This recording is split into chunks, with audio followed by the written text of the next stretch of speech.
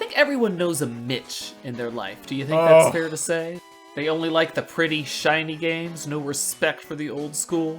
Mitch, I love that Mitch brings up this little conversation. I love us getting to divert into our gaming philosophy segment when we do Glitch Checks episodes. And this time around, Mitch brings the viewpoint that retro games are just boring and simplistic and old-fashioned. Why would you play them? There's no meaning when modern games let you do cooler stuff like blow stuff up.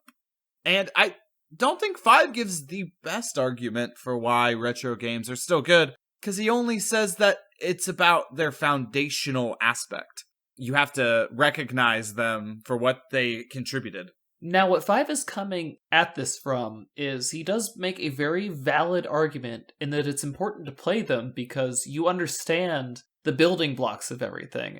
By knowing how we got to where we are, you are much better prepared to understand, especially if you want to create games. Understanding the way they evolved and why will help you make a better game rather than just be like, oh, well, here's where we are, let's just try to tweak it.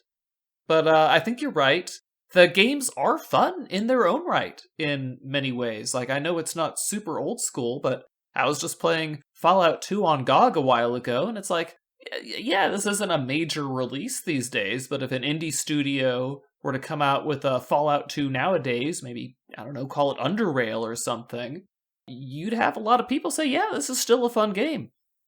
Or going back way further, for me, when I think about old games that are definitely frustrating, but I still can't help but love them, the first Metroid is it's BS in some segments. Like, you have to play it with a guide in 2021. Because otherwise, you're not an 8-year-old who has the time to sit in the morph ball and bomb every single spot of every wall.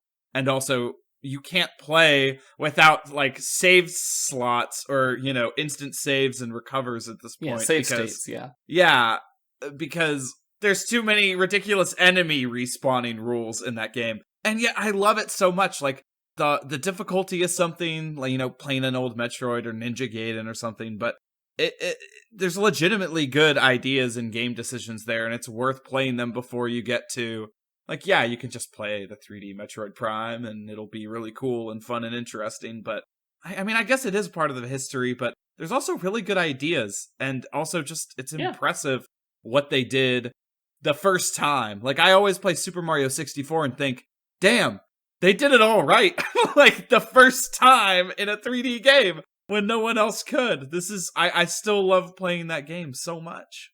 There are just some very timeless old school games, like Our Unicorn, which, most people would know better as Space Invaders. Like, you can't really take Space Invaders and upgrade it for the modern age. It knows its limitations, and rather than fighting against the low hardware, it's just like, how can I make a fun game with this poor hardware? It's not like a game more like Daggerfall, where it kind of suffers under the space constraints.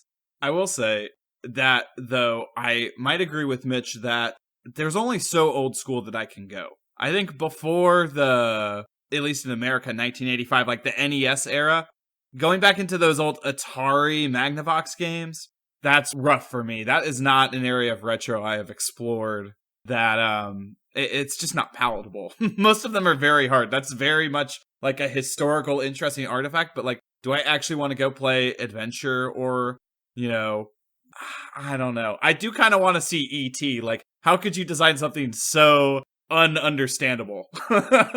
But, I get it. There are limits, and I wonder if my limit for Atari games for some other kid today would be NES or Super NES games. Will they remain as timeless, or will people see them as obtuse and strange and archaic? Time will see.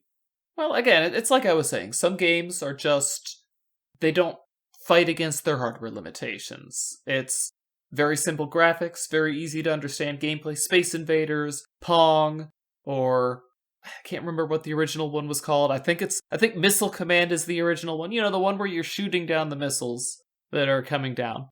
That one, like, they'll always be good. Yeah. It's like a more cartoony graphic style will look good far, far further into the future than something attempting photorealism, because what makes people pop and say, oh wow, the graphics are so realistic, like remember when the original Half-Life 2 came out, and then look at how dated Half-Life 2 looks now. And versus compare that to something more like Slime Rancher.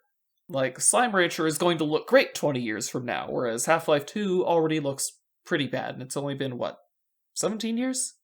Right, I think there's still hope.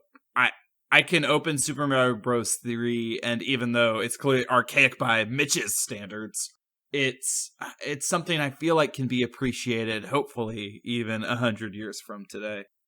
Yeah, and I do think that they would count, or Mitch would count, Super Mario Brothers as a retro title, considering how, 5 the Retro Gamer, the first game we saw him playing was Chomp Kitty. So I'm assuming that means that Chomp Kitty, aka Mario, is a retro title.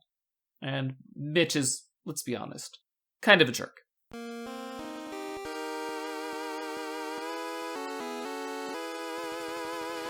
Our opening and closing music is by Mark Soto. For more cartoon-related content, please visit LunarCeasefire.com.